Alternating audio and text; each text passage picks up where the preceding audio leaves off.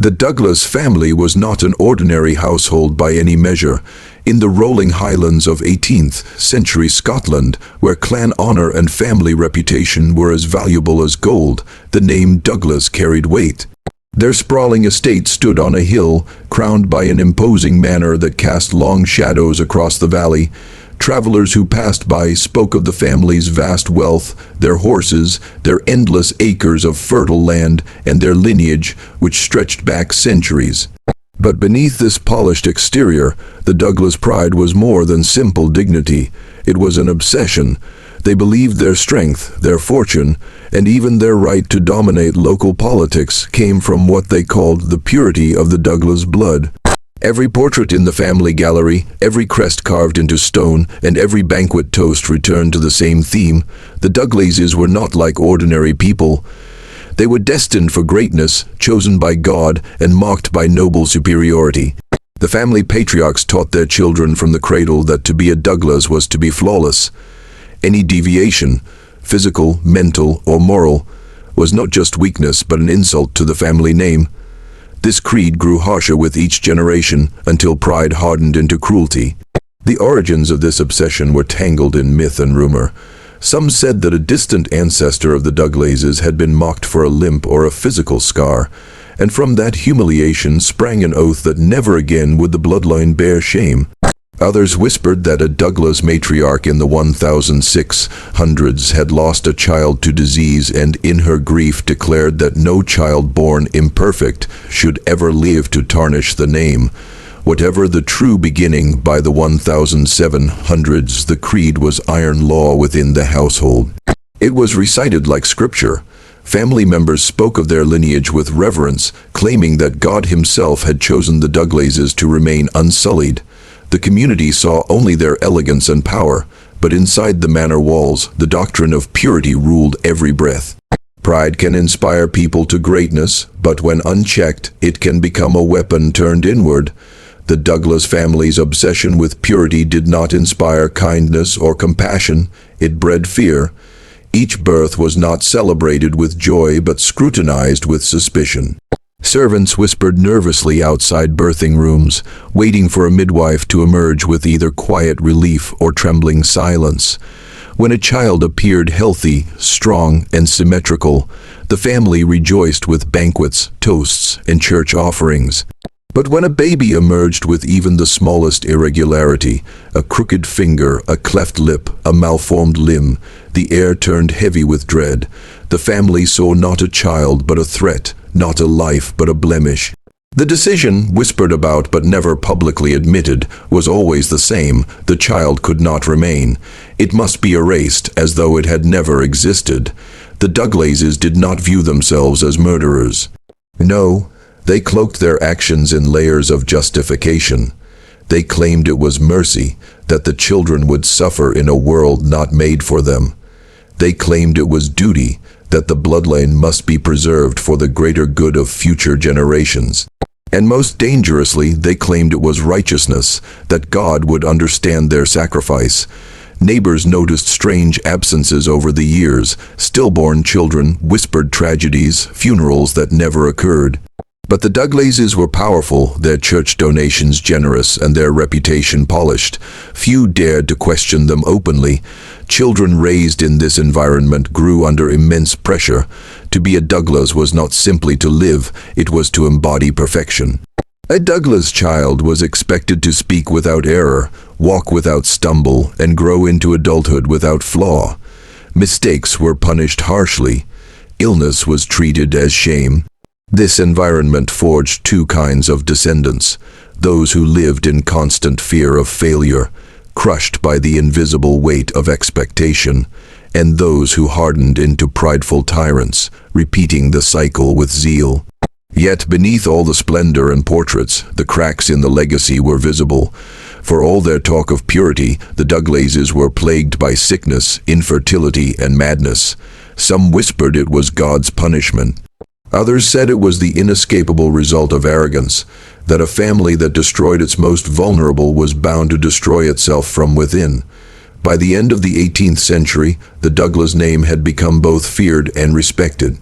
To outsiders, they were still the noble family of the Highlands, powerful and untouchable, but within the estate the shadow of their pride loomed.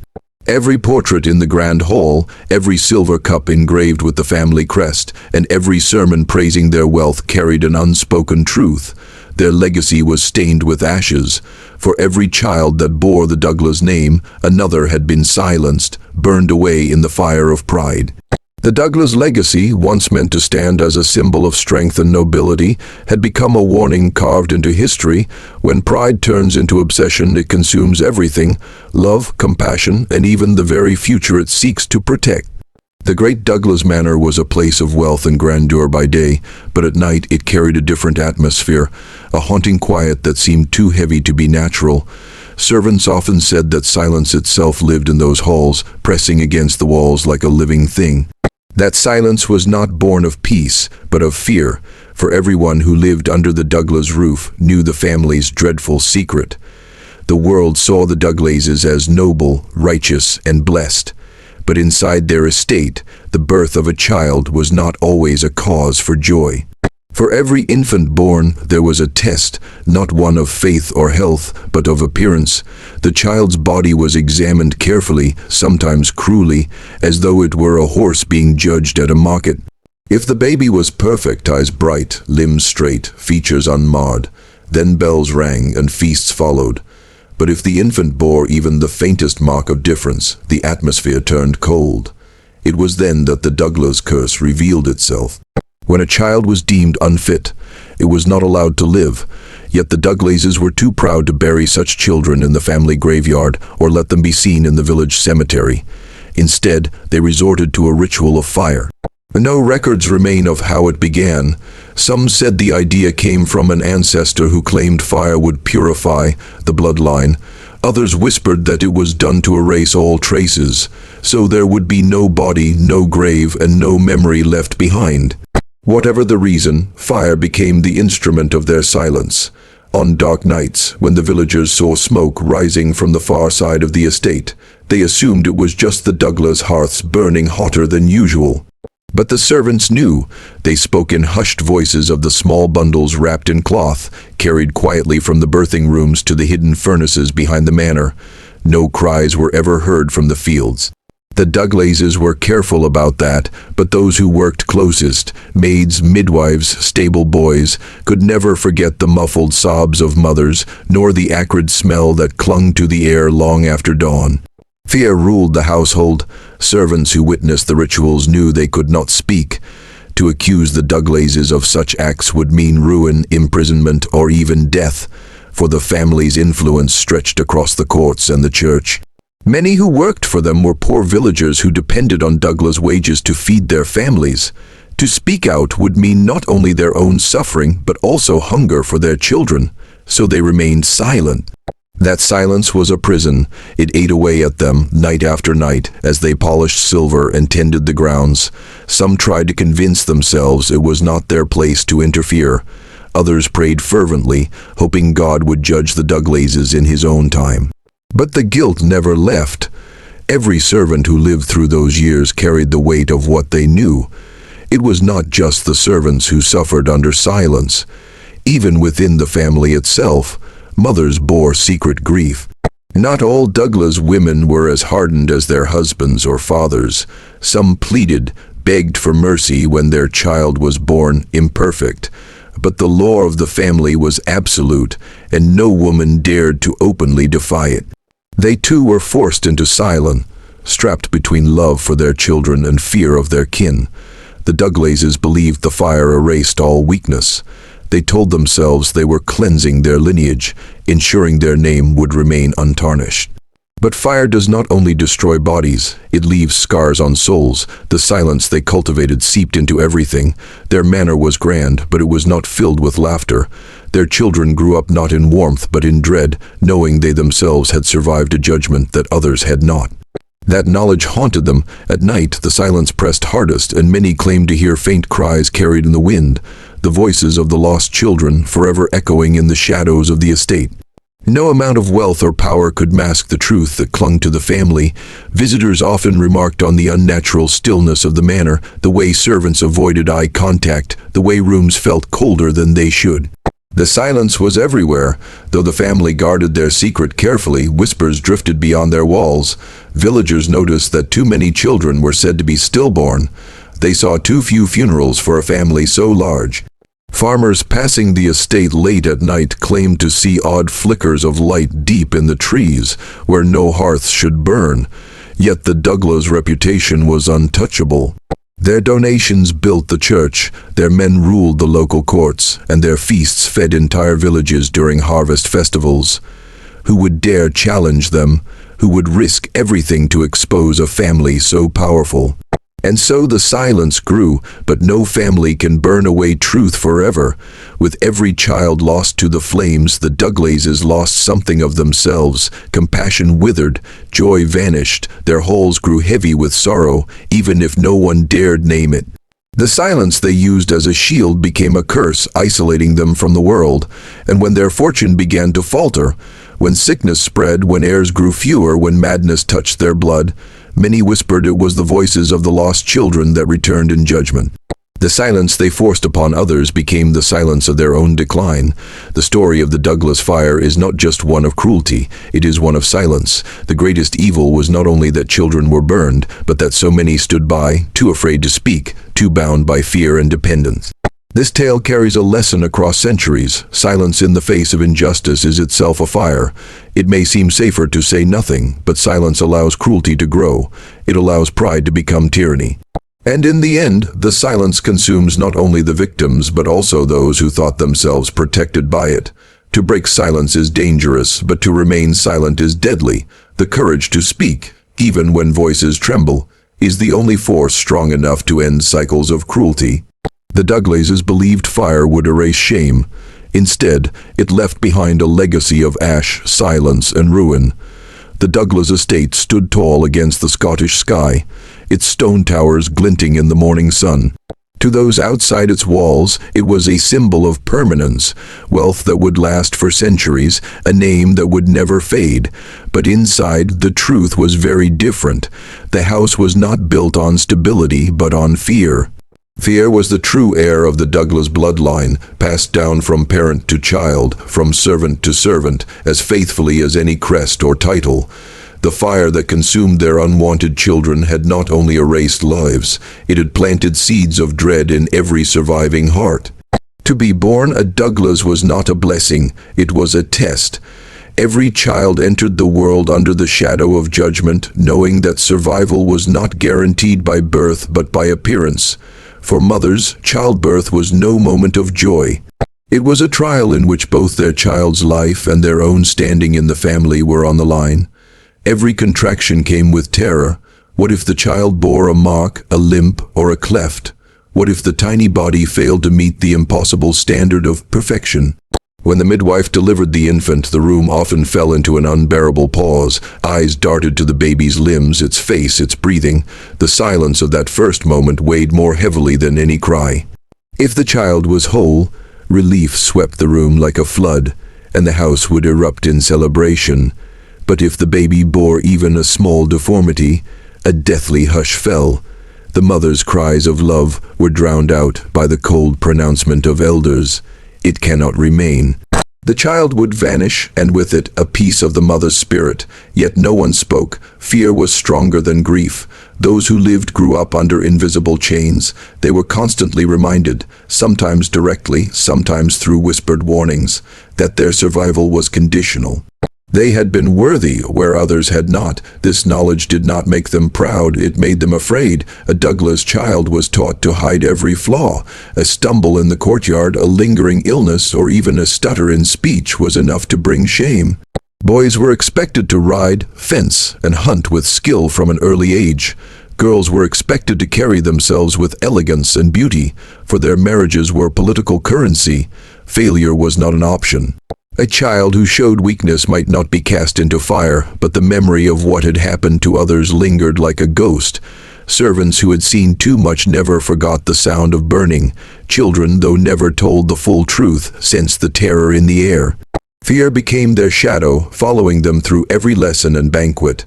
The servants, too, lived under the cycle of fear.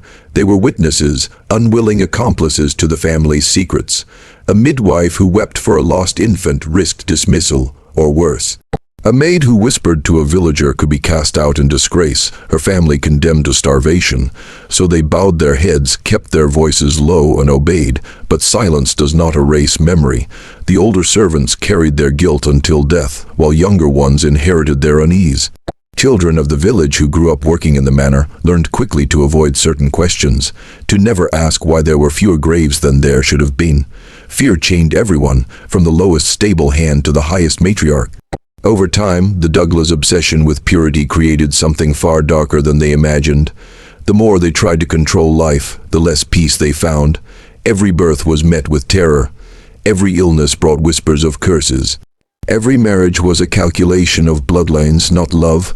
The family did not realize that fear, once planted, does not die with a single generation. It is inherited like land or titles. Sons who had grown up dreading their father's judgment became fathers who judged their own sons. Daughters who watched their mothers cry in silence became mothers who wept in the same way. Thus, the cycle of fear turned endlessly, like a wheel grinding down compassion. It was not the children with deformities who were weak. It was the Douglases themselves, hollowed out by the terror they had created. Outsiders began to notice. Though the Douglas family still held power, their children seemed fragile, pale, and haunted. Some grew violent, lashing out to hide their own fear. Others retreated into silence, their spirits crushed by the expectations placed upon them. Rumors spread in nearby villages that the family was cursed, not by nature but by their own cruelty. And perhaps it was true, for fear has a way of becoming a curse. It gnaws at the mind, festers in the soul, and passes invisibly from one generation to the next. The Douglases thought they were keeping their name pure. In reality, they were poisoning it, ensuring that every descendant carried not pride but terror. But cycles are not eternal. Fear can be broken, not by silence, not by fire, but by courage. That courage would come years later, when one mother refused to give up her imperfect child. Her defiance would spark change, showing that love is stronger than fear. For now, though in the height of their power, the Douglases remained trapped. Their halls were filled not with laughter, but with whispers. Their legacy was not honor but dread. The Douglas family teaches us that fear, when allowed to guide choices, becomes generational. Parents pass it to children, leaders to followers, and entire families become enslaved by it. Fear can disguise itself as strength, discipline, or even purity, but it always corrodes from within. True strength does not come from hiding flaws or destroying those who are different. It comes from courage, the courage to love, to protect, to stand against cruelty even when silence feels safer. The Douglases built their empire on fear, but fear is a fragile foundation. It cracks under the weight of truth, and in the end, it destroys those who cling to it. For generations, the Douglas family lived by their iron creed. Any child born imperfect must not live. Their obsession with purity ruled every chamber of the manor, leaving ashes where love should have been. But no cycle of cruelty can last forever. History shows that when fear becomes unbearable, courage rises from unlikely places. For the Douglases, that courage came not from a soldier or a nobleman, but from a mother, a woman named Margaret Douglas. Margaret was not the first Douglas woman to feel the sharp pain of loss, nor the first to weep in silence when a child was taken from her arms. But unlike many of her predecessors, she carried in her heart a quiet rebellion. From childhood, Margaret had questioned the ways of her family. She had heard the whispers of the servants, seen the smoke rise from hidden fires, and felt the cold silence that followed certain births. She never dared to ask her parents outright, but she pieced together the truth. The pride of her family was bought with the lives of its most vulnerable. Margaret grew into a thoughtful, strong-willed woman. She married a distant cousin, as arranged by her father, and dutifully played the role of Douglas' wife. Outwardly, she appeared compliant. but inside she carried a seed of defiance, watered by the sorrow she had witnessed since girlhood. When Margaret gave birth to her first child, she was terrified. Each contraction reminded her of the countless women before her who had endured not only the pain of labor but the terror of judgment. At last her son was born. To her relief, he was strong and breathing, but as the midwife unwrapped him, she saw what the family would consider a flaw. His left foot was twisted inward. He would walk with a limp, perhaps for life. The midwife froze, her hands trembling. She looked at Margaret with wide, fearful eyes, waiting for instruction. For a long moment, Margaret felt her world collapse. She knew what her family would say. The child could not remain. Fire would be prepared, but as she looked at her son's tiny face, his searching eyes, his desperate cries, something inside her hardened. This was not a blemish, this was not a curse, this was her child. And no fire would take him from her. Margaret knew she could not argue with her father or husband. To defy them openly was to invite ruin. Instead, she made her decision in silence. That night, when the manor was still, she wrapped her son tightly and slipped out of her chamber. Her hands shook as she crept through the halls, avoiding guards and servants. Every creak of the floorboards felt like thunder in her ears, but fear did not stop her. Love propelled her forward. She slipped into the cold night and fled into the woods. The air was sharp, the ground uneven, but she pressed on, her infant held close to her chest. She did not know where she would go, only that she could not return. Behind her, the manor loomed like a dark shadow, filled with centuries of cruelty. Ahead of her lay uncertainty, but also possibility. Margaret found refuge in a distant village miles from Douglas land. There, stripped of her noble title and wealth, she lived as a poor woman.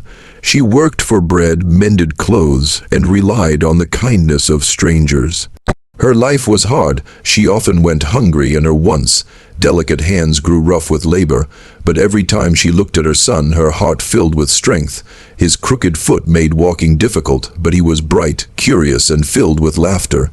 He grew into a child who helped others, carrying baskets for neighbors, listening to old men's stories, and comforting children younger than himself.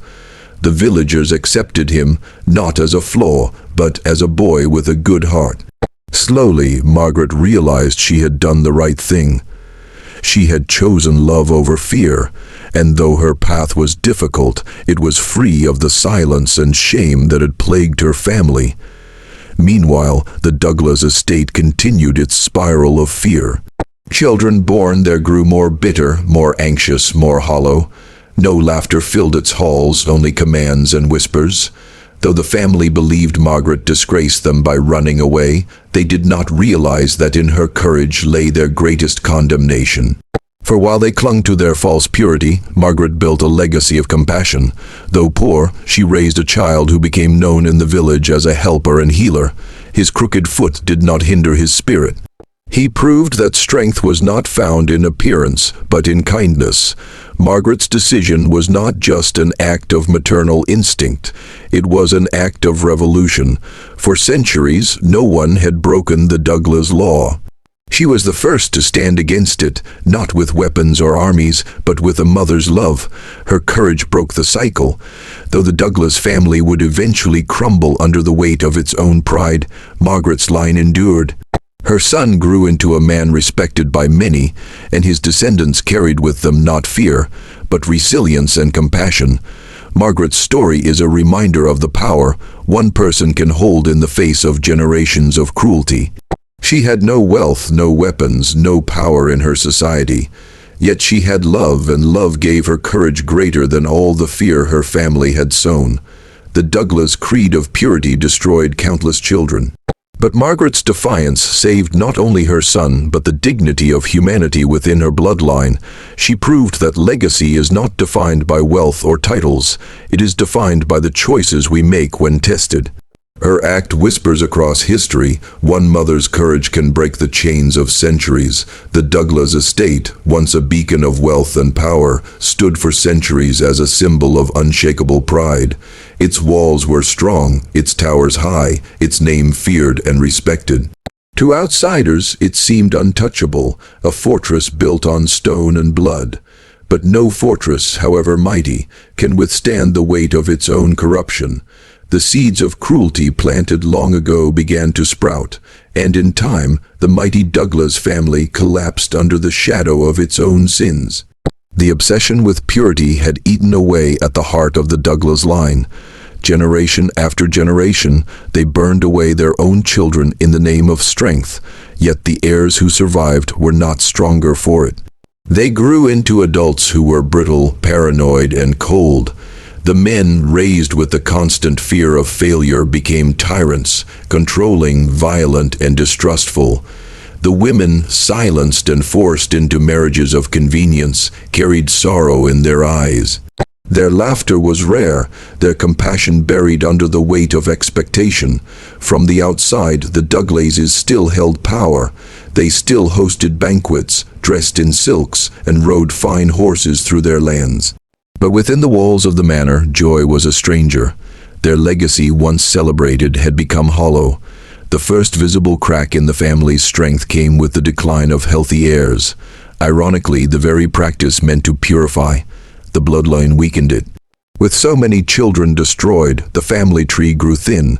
Fewer sons meant fewer marriages, fewer alliances, and fewer grandchildren.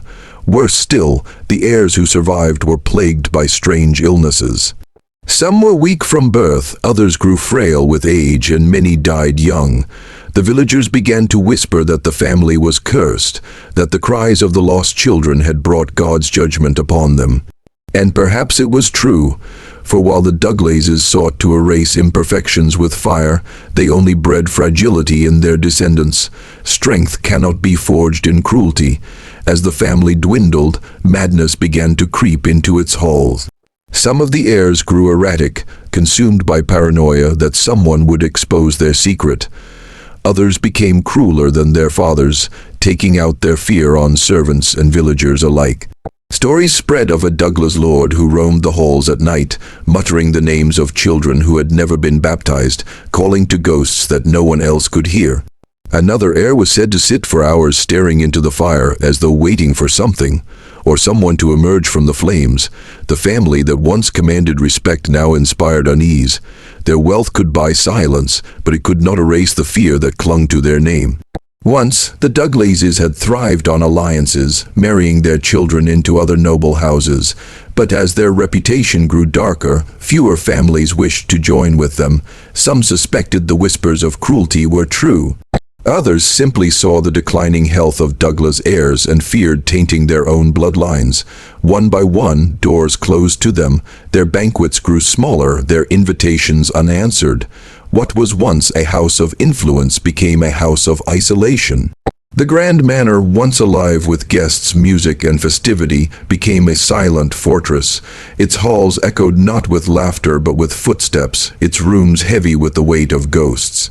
Margaret's escape with her child had long been dismissed as betrayal, but in time it became a symbol of the truth the Douglases tried so hard to hide. Word spread quietly that one branch of the family had chosen love over cruelty, and thrived because of it. Meanwhile, the pure bloodline withered. The irony was not lost on the villagers. The family that prided itself on strength crumbled, while the child they once deemed unworthy grew into a man respected for his wisdom and kindness. The Douglas name, once feared, became a cautionary tale. By the early 19th century, the Douglas estate was a shell of its former self. Roofs leaked, fields went untended, and rooms fell into disrepair. The last heirs, sickly and barren, had no children to carry on the name. Servants left as wages dwindled. The once mighty house, which had survived wars and famine, could not survive the rot of its own pride. In the end, the estate passed into other hands. Strangers walked the halls where cries of children once echoed. The Douglas crest, carved into stone above the gates, crumbled with time. All that remained were stories whispered in villages. Stories of fire, silence, and fear.